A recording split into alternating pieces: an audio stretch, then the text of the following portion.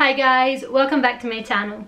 Today I will be filming Elly's Diary's 4th Q&A, which I know is a really overdue video. I have been promising for quite some time now, but so many things have happened and it just never felt like the right moment for me to film it. Long story short, although I have absolutely no excuse around it, I did not manage to film this video during the quarantine period, so instead I'm going to film Elly's Diary's 4th Q&A as a post-quarantine Q&A edition.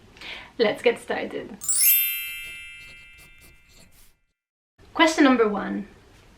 How are you doing at the moment? Well, first of all, thank you so much for asking. It has been a really tough period, like I imagine it has been for all of us, but thankfully I seem to be making it through.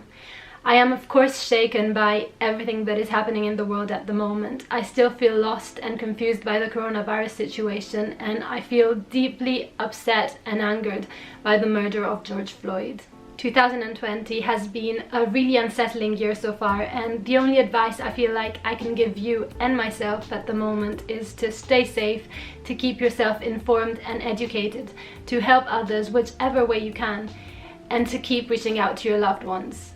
Honestly, don't underestimate the power of simple questions such as this one. How are you? How are you doing? How was your day? How are you holding up to? Because I know they seem basic, but trust me, if you ask around, you'll be surprised by how many people are actually feeling lonely and isolated at the moment. And sometimes receiving a simple text message from someone checking in on you can truly make your day. When they come from the heart, these simple questions can actually make a person feel seen, acknowledged, cared for, and loved. So do check in on your loved ones and make sure you really listen to what they say. As far as my personal situation goes, I am unfortunately still dealing with an injury. I have made a video talking about it back in December, so if you guys want to go check that out, I will put a link down here in the description box below. However, I have just recently found out that I'm not just dealing with a stress fracture of my distal tibia, but I'm also dealing with a mild cartilage damage of my ankle joint. I have therefore just started a new treatment with hyaluronic acid injections, which I hope will be enough for me to recover, but we'll only find out in 45 weeks, so fingers crossed. Otherwise I will probably have to get an arthroscopy of my left ankle done. Question number 2. What is your favorite classical ballet? My favorite classical ballet is Giselle. Question number 3. Can you introduce yourself in French? Okay.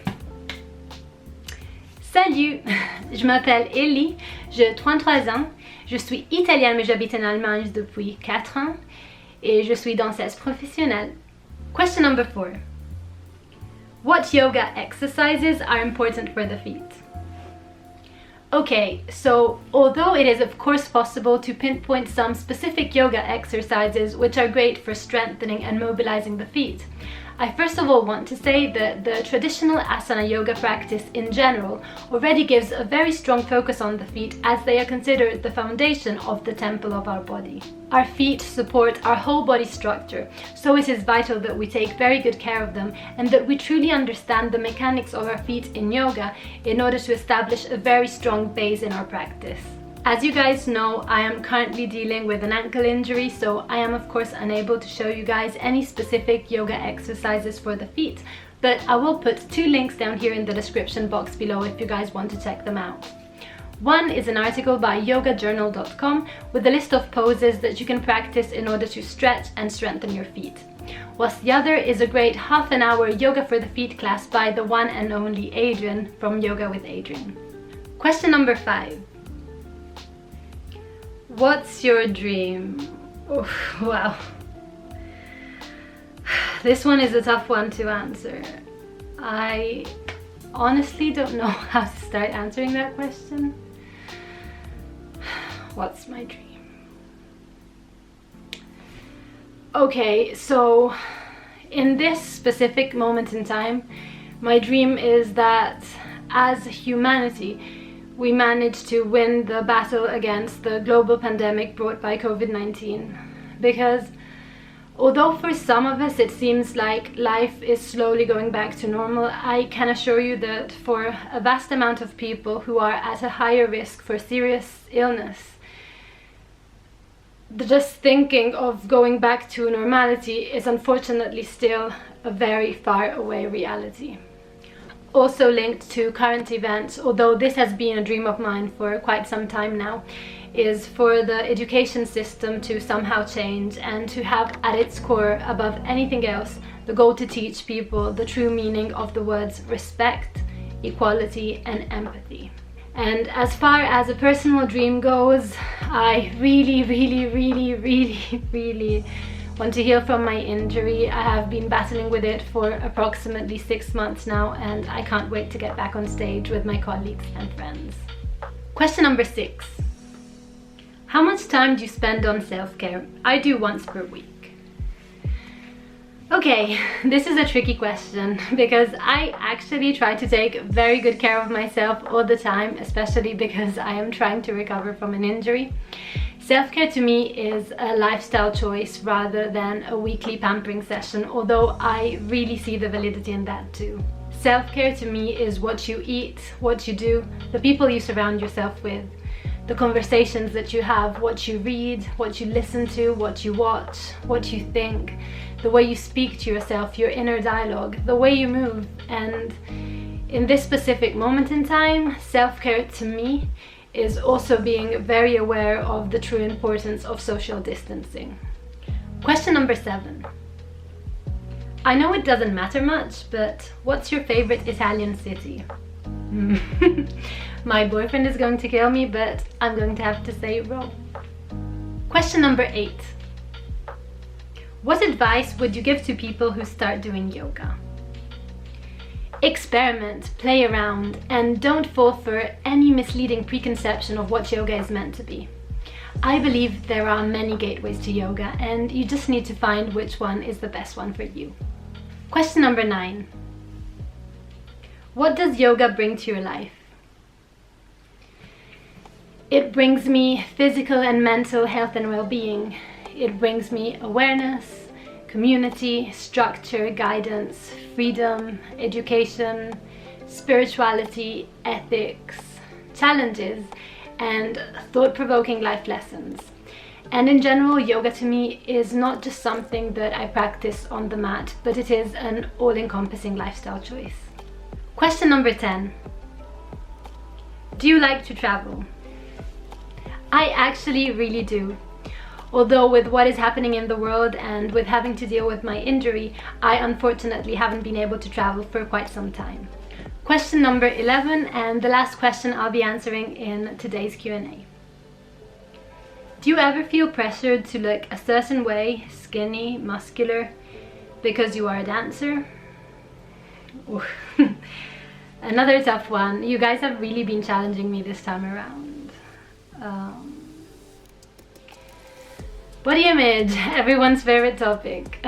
Jokes aside, I really think this is a very important issue to address, so thank you for bringing this up. And if I have to be 100% honest with you, I probably would have answered in a very different way if you would have asked me this question just a few months ago. I am naturally quite slim and I work as a professional dancer. So until my injury back in December, I never really had to think in depth about my body image. Of course, I was always aware to some extent of what I was eating, and I would always be a bit more mindful of what I was eating when we were getting closer to a premiere or to a photo shoot, but that to me just meant cutting on the candy, the chocolate, the biscuits, and I never really had to go on a diet to try to lose weight. I am a lucky dancer from that point of view, because both growing up in dance schools and as a professional dancer, I have never had any director, ballet master, choreographer or teacher ever tell me anything about my weight. And I am incredibly grateful for that, because unfortunately not many dancers are able to say the same. I am 1.73 meters, and when fit and training, my body naturally tends to weigh around 55-56 kilos, which I've always been 100% happy about, and I've never really felt the need to lose or gain any weight. But things changed when I got injured. I was bedbound for approximately 2 months, and I ended up gaining over 6 kilos. I didn't even realize at the time. I wasn't really looking at myself in the mirror, and I was eating far less than I normally would when dancing.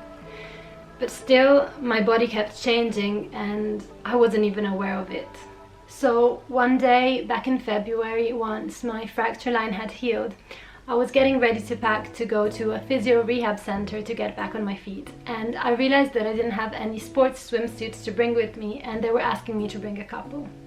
So I went shopping looking for some, and I remember this moment so vividly. I was trying swimsuit after swimsuit after swimsuit, and I couldn't seem to find anyone that I liked until all of a sudden something just clicked, and I realized that it wasn't the swimsuits that I disliked, but it was my body.